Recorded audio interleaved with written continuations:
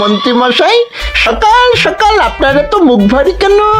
আরে আর বলিস না, আগে রাজসভায় অনেকেই ছিল যারা আমার হয়ে কথা বলতো, কিন্তু ইদানিং সবাই কেমন বদলে গেছে। সবাই গোপালের হয়ে কথা বলছে, তাই তো? একদমই তাই। আর না বললেও কেউ গোপালের বিরুদ্ধে কথা বলে না।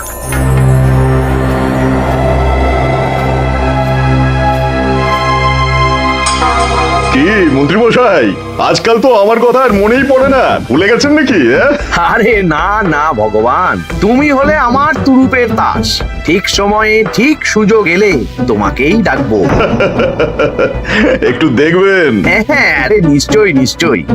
এই চলি রে, আবার রাজসভায় যেতে হবে।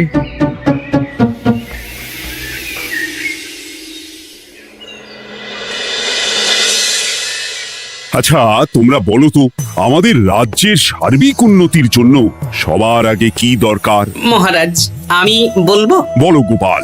সততা আর শিক্ষা, এই দুটো জিনিস মানুষের মধ্যে থাকলে রাজ্যের উন্নতি কেউ আটকাতে পারবে না মহারাজ। একদম ঠিক বলেছ পণ্ডিত, তুমি তো শিক্ষার কাণ্ডারি। তুমি কি বলতে চাও এই ব্যাপারে? মানে কিভাবে শিক্ষার আরো উন্নতি করা যায়? মহারাজ, আমি তো মনে করি পুঁথিগত শিক্ষাই শুধু শিক্ষা নয়, মানুষের ভেতরে যে পূর্ণতা আছে সেটাকে ফুটিয়ে তোলার নামই হলো শিক্ষা। যেমন? কেউ যদি খেলতে ভালোবাসে সে খেলোয়াড় হবে, গান করতে ভালোবাসলে সে গায়ক বা গায়িকা হবে। আমি প্রত্যেকের মধ্যে লুকিয়ে থাকা এই বিশেষ বিষয়গুলিকে তুলে ধরার জন্য কিছু করতে চাই। তা এটা করার জন্য কি দরকার? প্রথমত অর্থের প্রয়োজন। আমাদের আরো অনেক টুল খুলতে হবে, সেখানে এক একটা জায়গায় এক এক রকমের শিক্ষা প্রদান করা হবে। এটা ভালো প্রস্তাব। আমাদের রাজ্যে গায়ক, নৃত্যশিল্পী, অঙ্কন শিল্পী, খেলোয়াড় সব তৈরি হবে। দেশ বিদেশে রাজ্যের নাম উজ্জ্বল হবে। মহারাজ, একদম এসব উল্টো পাল্টা খরচ করবেন না। কেন কেন? মহারাজ, রাজকোষে প্রথমত বেশি অর্থ নেই, যে কোনো সময় যুদ্ধ লাগতে পারে। তাই আমাদের উচিত প্রথমে এসব না করে কামান, গোলা, বারুদ, ঢাল, তরোয়াল এসব কেনা। ঠিকই বলেছ। কদিন ধরেই শুনছিলাম সীমান্তবর্তী এলাকায় ইংরেজ সেনারা নাকি ঘুরঘুর করছিল। পণ্ডিত মশাই, আপনার এই সব পাণ্ডিত্য অন্য জায়গায় ফলাবেন কেমন? এসব করে লাভের লাভ কিচ্ছু নেই। কাউকে যদি ইংরেজরা গুলি করে সে কি গান শোনাবে? হ্যাঁ, মন্ত্রীর কথায় যুক্তি আছে। মহারাজ, আপনি বরং পণ্ডিত মশাইকে কিছুদিনের জন্য ছুটি দিয়ে দিন। পণ্ডিত মশাইয়ের মাথার একটু বিশ্রাম দরকার। হ্যাঁ পণ্ডিত, তুমি বরং দিন 15 জন্য তীর্থে ঘুরে এসো। যথা আজ্ঞা মহারাজ।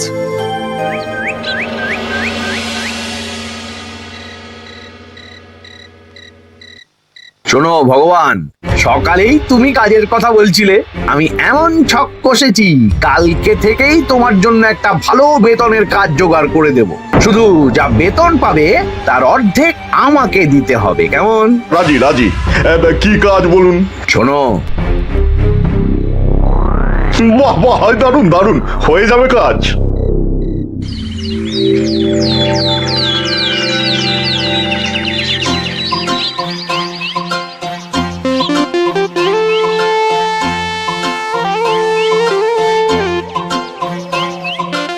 এই সকাল সকাল রাস্তায় ঘুরঘুর করছিস কেন? পড়াশুনো কি শিখেই তুলে দিয়েছিস? পণ্ডিত মশাই তীর্থে গেছেন, এখন আমাদের ছুটি। দুপুর বেলা ভাত, রাতের বেলা রুটি।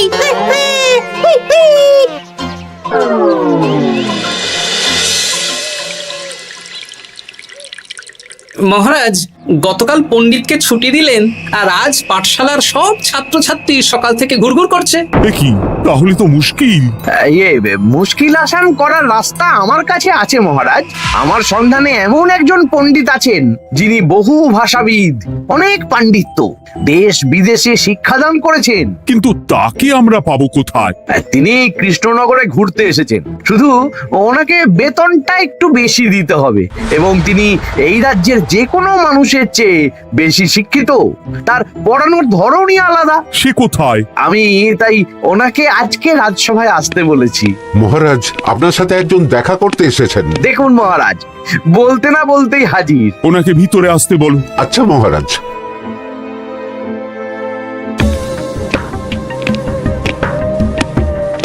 প্রণাম কৃষ্ণচন্দ্র, আমাকে আপনার মন্ত্রী ডেকেছেন, তাই এলাম। মন্ত্রীর সাথে কথা হয়েছে আমাদের রাজ্যের শিক্ষার উন্নতির ব্যাপারে। আমাদের মানে আপনি কি এই রাজ্যের?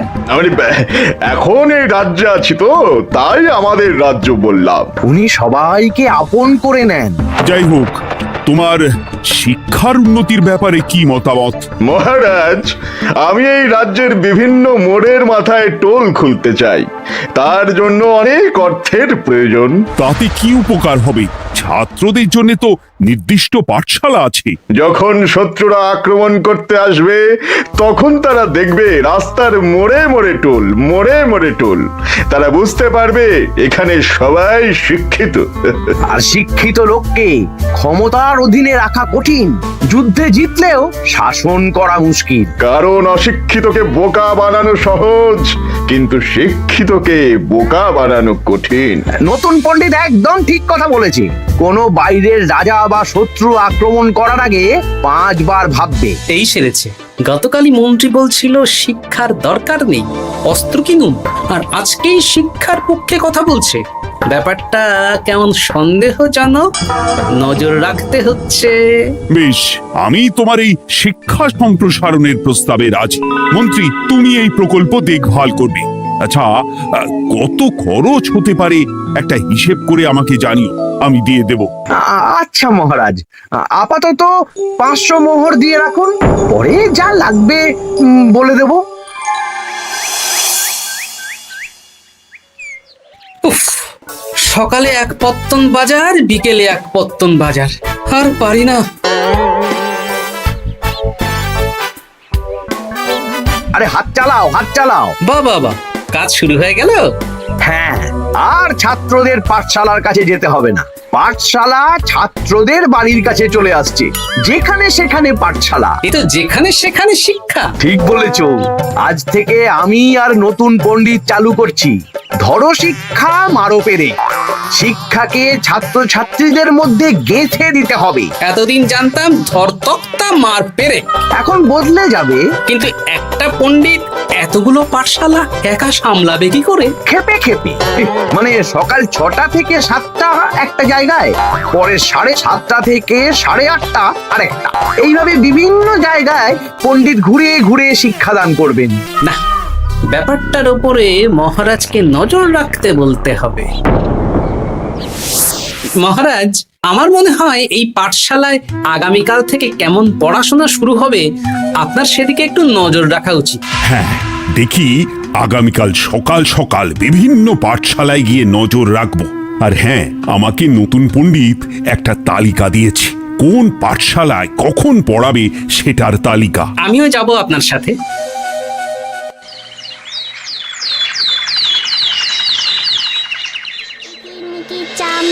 চামের কাটা মজুমদার ধে এলো দামোদর, দামোদরের হাঁড়ি কুড়ি, দুয়ারে বসে চাল কুড়ি। দেখি কুটি, তোরা এই কিরমিকির খেলছিস? নতুন পণ্ডিত কোথায়? উনি তো এই মাত্র দক্ষিণের পাঠশালায় গেলেন। ন্যাপলা আর গুলটে আজ থেকে ওখানেই গেছে। ওদের দুজনের বাড়ি কাছাকাছি তো, তাই। আচ্ছা চলো তো গোপাল, দক্ষিণেই গিয়ে দেখি।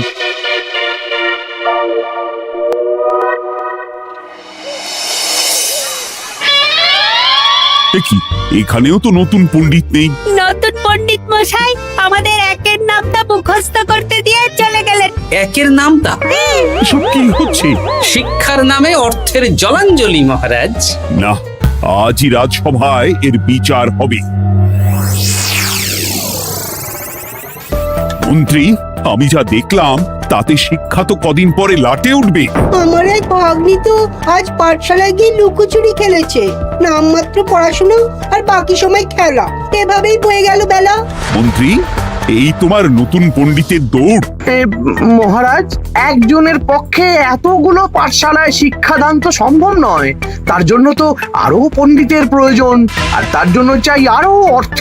আবার অর্থ? শুধু মহারাজের অতিরিক্ত অর্থ খরচ হবে বলে আমি আগে এই প্রস্তাবটা রাখিনি। বেশ, তা আর পণ্ডিত কোথায় পাবে? আমাদের নতুন পণ্ডিতের কাছে অনেক পণ্ডিতের সন্ধান আছে। উনি একটা হাঁক মারলেই সব চলে আসবে। বেশ, তাহলে তাই ব্যবস্থা করো। এভাবে শিক্ষার অবনতি আমি চোখে দেখতে পারবো না। আরো 300 মোহর লাগবে। পেয়ে যাবে। এ তো দিনে দুপুরে ডাকাতি। ব্যাপারটা ধরতে হবে, কিছু একটা ঘটতো আছেই। আর নতুন পণ্ডিতদের যদি কোথাও একটু থাকা খাওয়ার ব্যবস্থা করা যায় তাহলে ভালোই হয়। রাজবাড়ির অতিথিশালা তো আছেই, ওখানেই না হয় ব্যবস্থা করে দেব।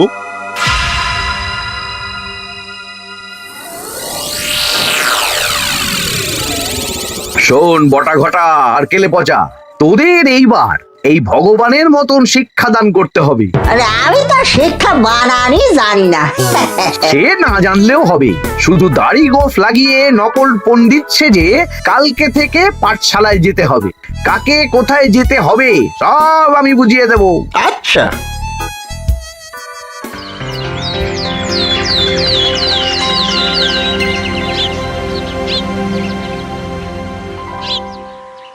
আচ্ছা বল তো, গতকাল তোদের বাড়িতে কি কি রান্না হয়েছিল?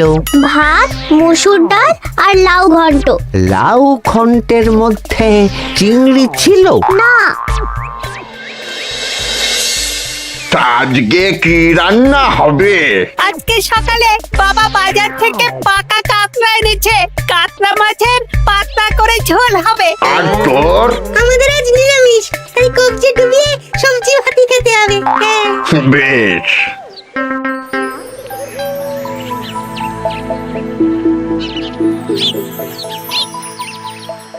বল, আজকে তোরা কি কি শিখলি? আমি লাউ ঘন্ট।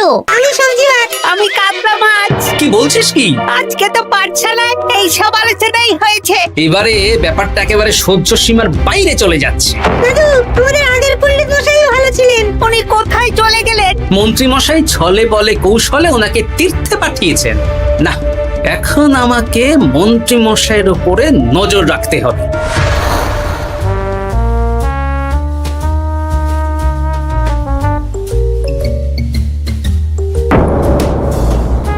পাঠশালায় পড়ানোর ব্যাপার তো বিকেলেই মিটে গেছে। রাজবাড়ির অতিথিশালায় না গিয়ে নতুন পণ্ডিত মশাইরা এদিকে আবার কোথায় যাচ্ছেন? সাথে মন্ত্রীও আছেন, ব্যাপারটা নজর রাখতে হবে। তাড়াতাড়ি চল। চলুন চলুন। এদিকে তো বটা ঘটার বাড়ি, এদিকে মন্ত্রী মশাই কোথায় যাচ্ছেন?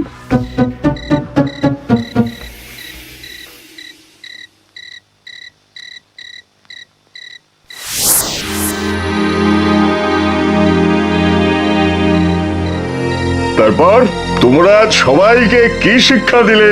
শিক্ষায় সে আমাদের শিক্ষা নেই, চুরি করে দিন চলে। আমি কি করে শিক্ষা দেব? আরে ছাইপাশ দাড়ি গোঁফ থাকলে কি কুটকুট করে। যা বলেছিস বটা। আরে আরে আরে করছিসটা কি? ভালো রোজগার পাতি কি তোদের সহ্য হচ্ছে না নাকি? ভগবানকে দেখ, সেই কবে থেকে দাড়ি গোঁফ লাগিয়ে পণ্ডিত মশাই সেজে আছেন। আমারও প্রথম দিন একটু সমস্যা হচ্ছিল, এখন সামলে নিয়েছি। আর আমাদের এই সব আলোচনা একদম করা উচিত না। বলছি মন্ত্রীমশাই, আমি কি শুধু এই পাঠশালাতেই পণ্ডিতের অভিনয় করব, নাকি রাজসভায় বসার সুযোগও পাবো? কালকেই এই ব্যাপারটা দেখছি। আগে তোমাকে রাজসভায় ঢোকাবো, তারপর এক এক করে বটা ঘটা কেলে পচা সব আমার দলের লোককে রাজসভায় ঢুকিয়ে নেব। আর রাজসভার বাকি সদস্যদের ফাঁকা করে দেবেন। একদম তাই। মহারাজ সহজ সরল মানুষ, এটাই একটা বড় সুবিধা। আচ্ছা, এই ব্যাপার। ঠিক আছে, আমি কদিন পরে ঠিক সময়ে একদম হাটে হাড়ি ভাঙবো।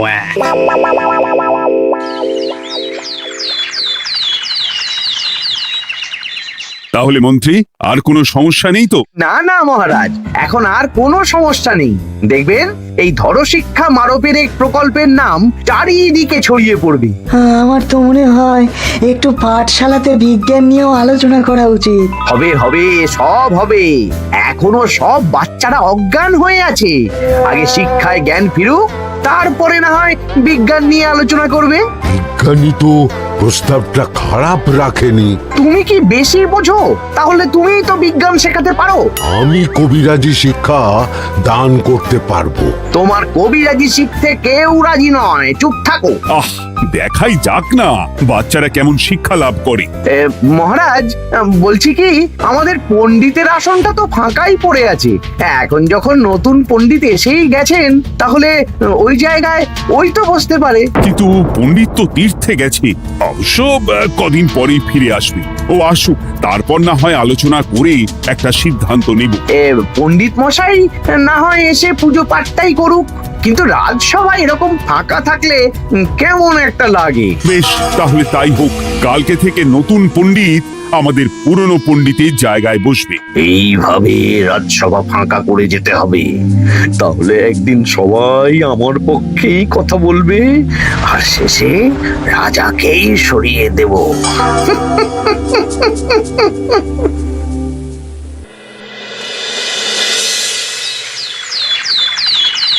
মহারাজ, সর্বনাশ হচ্ছে চারিদিকে। চলুন চলুন, আমি পুরো বিষয়টা ধরে ফেলেছি। কি ধরে ফেলেছো? শিক্ষার নামে ষড়যন্ত্র চলছে মহারাজ। রাজসভায় চলুন, সব বলছি। আচ্ছা আচ্ছা, আসছি। হ্যাঁ বলো গোপাল, তুমি কি বলছিলে শিক্ষার নামে ষড়যন্ত্র নাকি? মানে গোপাল মস্করা করছে নাকি? রাজ্যে দারুণ শিক্ষাদান চলছে। মহারাজ, আমি দেখে ফেলেছি আমাদের নতুন পণ্ডিত আসলে কোনো পণ্ডিত নন। ইনি আপনাকে, আমাদের সবাইকে বোকা বানাচ্ছেন। তাই নাকি? ডাকো দেখি নতুন পণ্ডিতকে। এই তো মহারাজ, আমি চলে এসেছি। এই তো, ইনি বদমাশি করছেন, শিক্ষার্থীদের ভবিষ্যৎ নিয়ে খেলছে। এই বল, আসল কথাটা বল। কি বলবো, এসব ভাড়ামো বন্ধ করো গোপাল। না বললে আমি কিন্তু ধুতি খুলে দেব। এই এই আরে কি হচ্ছেটা কি? এই এই এই এই সরো তো, সরো সরো। ব্রুম, ব্রুম, ব্রুম, কি হলো? কি হলো? ব্রুম, ব্রুম, জব্রুম। এই সেরেছে। গোপাল এসব কি বলছে? বলুন। ভুল বকছে কেন? ব্রুম, ব্রুম, গোপাল, তোমার কি হলো গো? কি বলছো তুমি? আমার কাছ আয়ন। বৈদ্য, তুমি একটু দেখো তো গোপাল ঠিক আছে তো? এই যে নতুন পণ্ডিত, তুমি তো অনেক ভাষা জানো, তুমি বুঝতে পারছো? মহারাজ, আমি দেখছি গোপালের মনে হয় বিশ্রামের প্রয়োজন। এই এই, তোমরা কয়েকজন মিলে গোপালকে রাজবাড়ির অন্দর মহলে নিয়ে চলো। চলুন, আমি যাচ্ছি। গোপালের কি হলো? মাথায় লেগে গেল? ভাষা চলে গেল? সব এই নতুন পণ্ডিতের জন্য।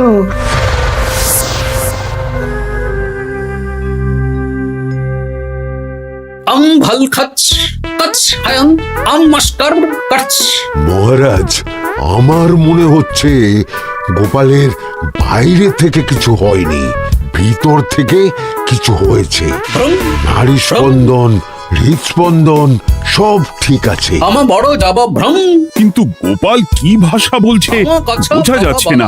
নতুন পণ্ডিত, একবার চেষ্টা করে দেখো না। আমার কাছে হয় না।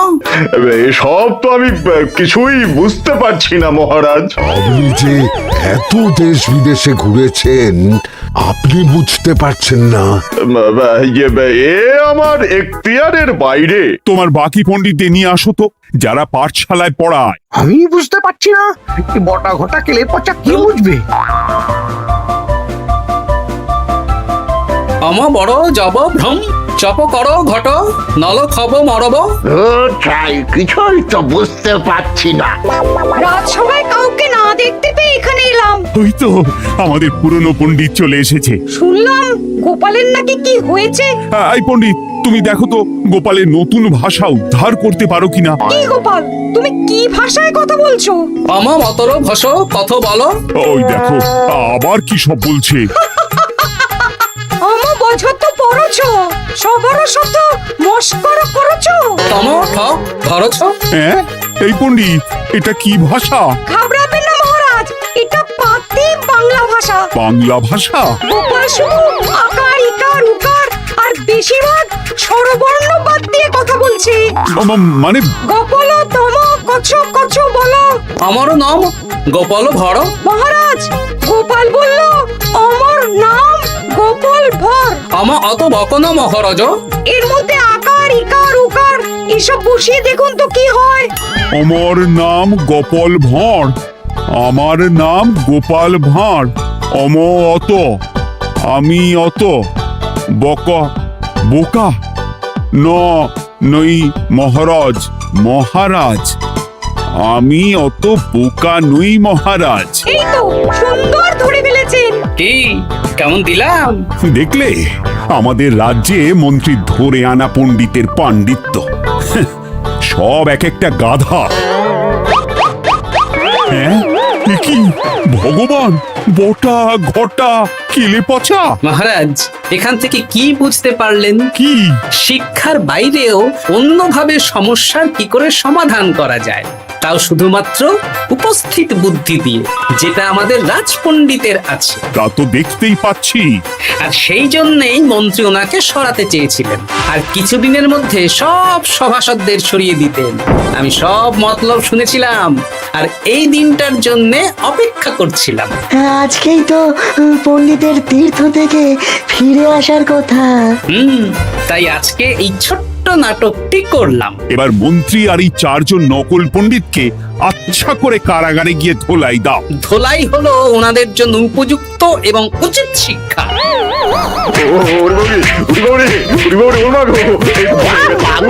বাবা গো, ভুল হয়ে গেছে গো। আরে